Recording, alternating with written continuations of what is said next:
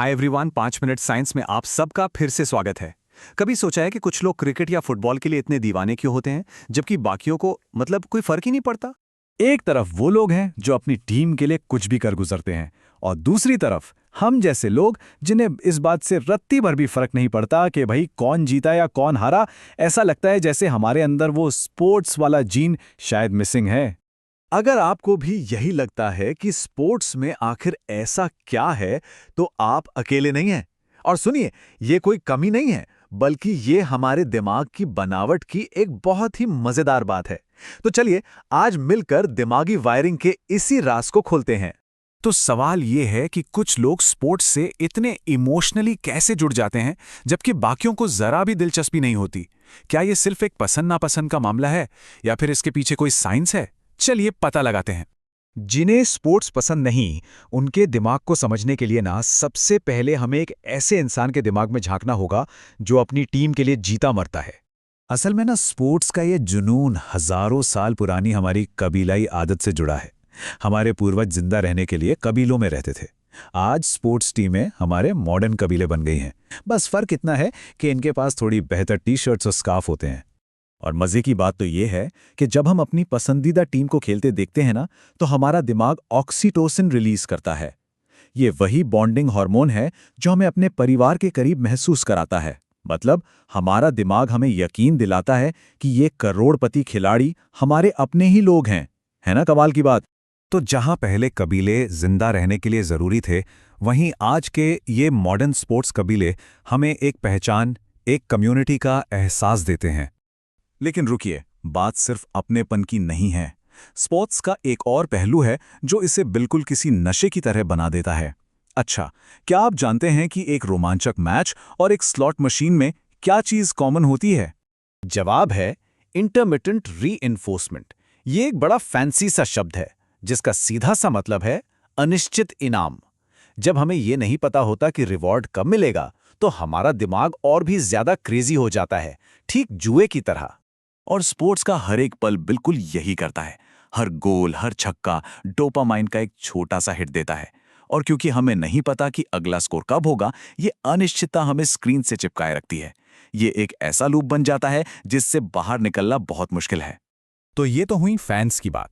अब वापस आते हैं उन लोगों पर जिन पर इस पूरे ड्रामे का कोई खास असर नहीं होता। आखिर उनके दिमाग में क्या चल रहा होता है? साइकोलॉजिस्ट का मानना है कि जो लोग स्पोर्ट्स के दीवाने नहीं होते, वे अक्सर ज्यादा इंडिविजुअलिस्टिक होते हैं।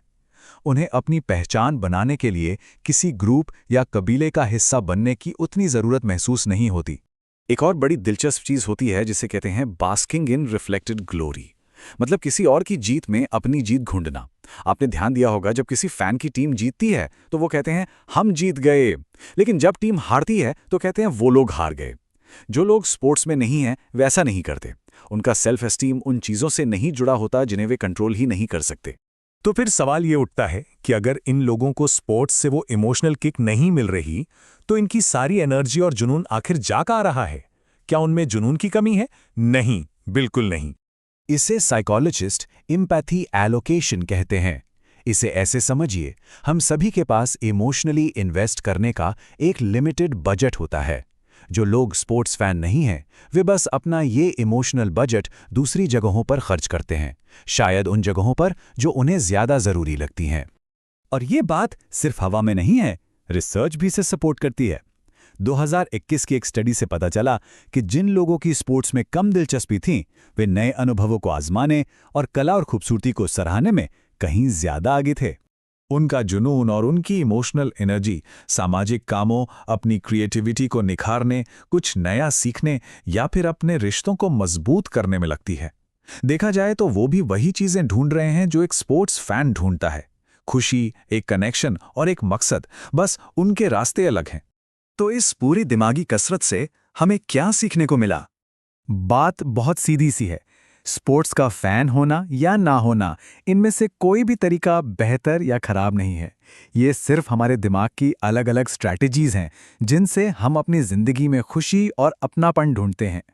तो अगली बार जब कोई आपसे पूछे, अरे यार कल का मैच देखा, और आपको सच में कोई परवाह ना हो, तो बस याद रखिएगा, आप में कोई कमी नहीं है। आपका दिमाग बस एक अलग और शायद ज्यादा जरूरी खेल खेल रहा है।